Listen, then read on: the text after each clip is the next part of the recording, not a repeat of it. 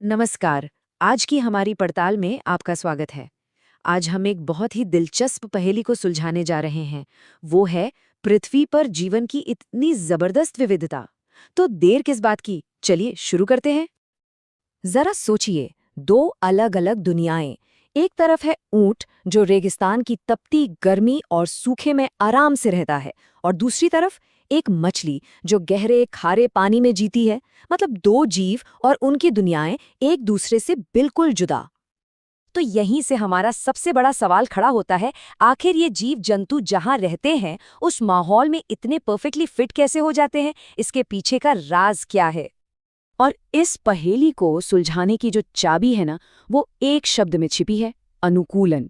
चलिए इस कोड को मिलकर क्रैक करते हैं। तो पहेली का पहला टुकड़ा है आवास या हैबिटेट। इसे ऐसे समझें, ये किसी भी जीव का घर या पता है। मतलब वो जगह जहां उसे रहने के लिए जरूरी सब कुछ मिलता है: खाना, हवा, पानी और सिर छिपाने की जगह। और दूसरा टुकड़ा जो इस पहेली को पूरा करता है वो है अनुकूलन यानी एडेप्टेशन। ये वो खास फीचर्स या आदतें हैं जो किसी जीव को अपने घर यानी अपने हैबिटेट में जिंदा रहने में मदद करती हैं। कह सकते हैं कि ये उसके सर्वाइवल टूलकिट के खास औजार हैं।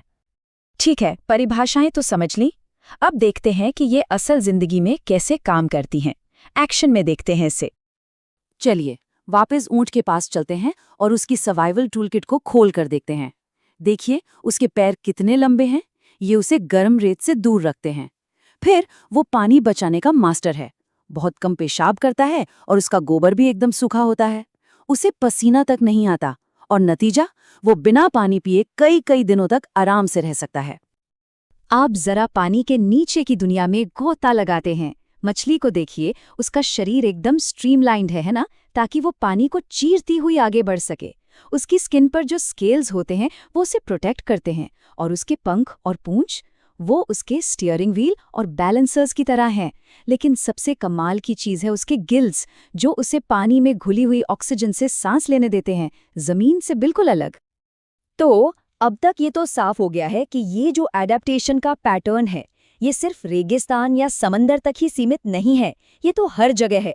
तो चलिए सर्वाइवल के एक वर्ल्ड टूर पर निकलते हैं और देखते हैं कि ये पैटर्न दुनिया के अलग अलग कोनों में कैसे दिखाई देता है। और हमारा पहला स्टॉप है ऊंचे, ठंडे और बर्फीले पहाड़। यहाँ जिंदगी आसान नहीं है, बहुत ही चैलेंजिंग माहौल है ये। तो यहाँ के जानवर खुद को कैसे बचाते हैं? देखिए, याक के शरीर पर लंबे बालों का एक मोटा कोट होता है जो उसे गर्म रखता है। स्नो लेपर्ड यानी हिम तेंदुओं के शरीर और पैरों पर भी मोटा फर होता है ताकि वो बर्फ में जम न जाएं। और पहाड़ी बकरी, उसके खुर देखिए, इतने मजबूत होते हैं कि वो खड़ी चट्टानों पर भी आराम से दौड़ लगा सकती है।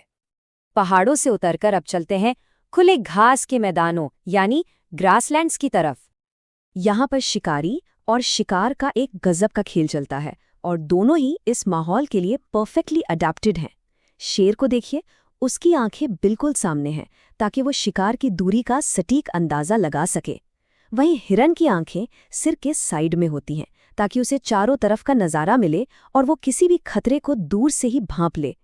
शेर का हल्का भूरा रंग उसे सूखी घास में छिपने में, मतलब कैमोफ्लाज में मदद करता है। तो हिरन के पास है उसकी जबरदस्त रफ्तार, जिससे वो बचकर भाग सके। है ना कमाल, सब कुछ एक दूसरे से कैसे जुड़ा हुआ है। अच्छा, तो हमने इतनी सारी अलग अलग तरह की जिंदगी देखी, पहाड़ों पर, रेगिस्तान में, घास के मैदानों में। पर एक मिनट रुकिए, इन सब में ऐसा क्या है जो कॉमन है? वो कौन सी चीज़ है जो इन सबको एक साथ जोड़ती है? आखिर किसी चीज़ के जिंदा होने का मतलब क्या है?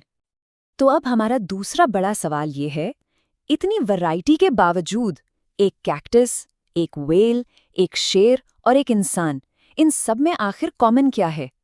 क्या कोई ऐसी बात है जो इन सब पर लागू होती हो? इसका जवाब हमें मिलता है जीवन के संकेतों में। ये एक तरह का शेयर्ड कोड है जो हर जिंदा चीज फॉलो करती है। तो चलिए लाइफ की इस चेकलिस्ट पर फटाफट एक नजर डालते हैं। नंबर 1, हर जिंदा चीज को एनर्जी और ग्रोथ के लिए खाने की जरूरत होती है। नंबर 2, वो समय के साथ बढ़ते हैं, ग्रो करते हैं। नंबर 3, वो सांस लेते हैं यानी रिस्पायर करते हैं ताकि खाने से एनर्जी बना सकें। नंबर 4, वो अपने आसपास के माहौल में हो रहे बदलावों पर रिएक्ट करते हैं। नंबर 5, वो अपनी बॉडी से वेस्ट प्रोडक्ट्स को बाहर निकालते हैं। और नंबर 6, वो अपने जैसे और जीव पैदा करने के लिए प्रजनन करते हैं। लेकिन इस चेकलिस्ट के अलावा भी एक और चीज है, एक ऐसी सच्चाई जो हर जिंदा चीज पर लागू होती है। और वो ये है कि हर जिंदा चीज एक दिन मर जाती है। ये एक यूनिवर्सल सच है। और शायद इसीलिए प्रजनन यानी रिप्रोडक्शन इतना जरूरी हो जाता है, क्योंकि इसी से ये पक्का होता है कि कोई एक जीव भले ही खत्म हो जाए, लेकिन उसकी प्रजाति, उसकी स्पीशीज हजारों सालों तक चलती रहे। तो इस पूरी कहानी का, इस पूरी पड़ताल का सार क्या है? आखिर में हम क्या कह सकते हैं? बात बहुत सीधी सी है। जीवन में जो इतनी डाइवर्सिटी यानी विविधता है, वो आती है अलग अलग आवास के लिए हुए अनुकूलन से। और जीवन में जो एकता है, वो आती है जिंदा होने के कॉमन नियमों से। मतलब विविधता और एकता ये एक ही सिक्के के दो पहलू हैं। और आखिर में जब हम अपने आसपास मौजूद अनगिनत तरह के जीवों को देखते हैं, तो दिल से बस एक ही आवाज निकलती है कि वाकई जीवन खूबसूरत है। इसी खूबसूरत सोच के साथ आज का ये सफर यहीं खत्म करते हैं।